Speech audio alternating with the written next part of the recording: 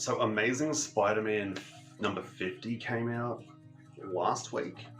And the day before it came out, I dropped a video just sort of noting how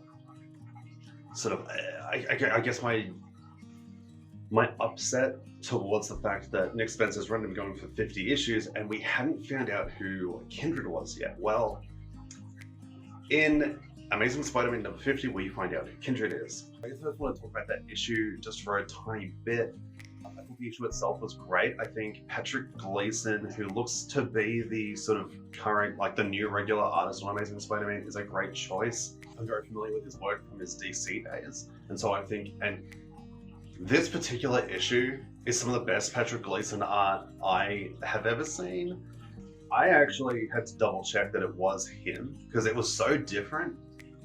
But in a good way. I think it had this sort of like a tiny bit like with the coloring and the inks and things like that coming together. I think the art had a grittier, more realistic tone to it. I felt not supremely realistic, but it was like in comparison to your Humberto Ramos and your Ryan Ottley, who we have had on this series quite a bit. It definitely had that more grounded tone that I think I really wanted from this storyline. This particular storyline itself, which is the Last Remains storyline, it's got a lot of promise. I will say that. It's got a lot of promise. I think, look, I definitely won't share the reveal here.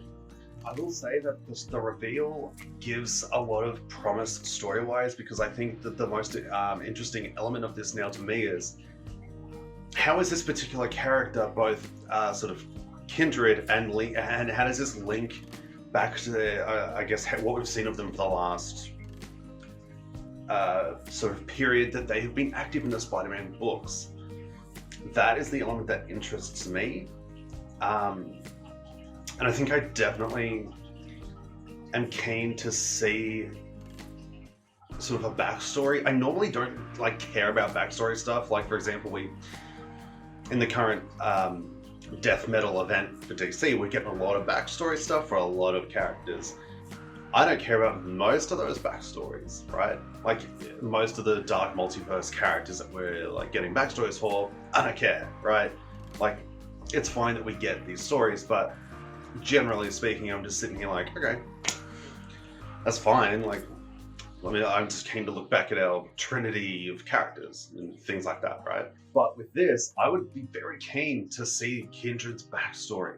And I think it's rare that I say that about a character generally, because in comics, the backstories don't usually make them compelling. It's usually they've lost someone and because they've lost someone, they need to get back at our hero or something like that. It's not usually compelling, but this has the potential to be very compelling. So I'm keen to see the backstory to Kindred in that sense. I think the only thing this comic had going against it is all the speculation and all the meta reading that people have been doing of the last year or two, which maybe that could have been eased a bit if the reveal came sooner in the run, which was possible.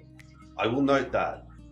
It's not that all of the last 50 issues were necessary, because they were not. They were fun, but they weren't necessary towards the storyline that Nick Spencer is setting up. So I will just note that. Ultimately, this issue is great. I think the last 5 or so issues of Spider-Man have been consistently good, and I think that we're in a promising direction. I think the run itself has been generally okay. From about 45 through to now, we're in a good direction, I think. I am concerned about sort of bringing the Spider family into the storyline. I think I wouldn't mind sort of just a more intimate Peter Parker related story with this, especially considering who's involved. But if we can't do that, I would hope they at least keep the Spider family confined to the times. So guys, have you read the issue? What did you think? Let me know, and look out for more videos coming.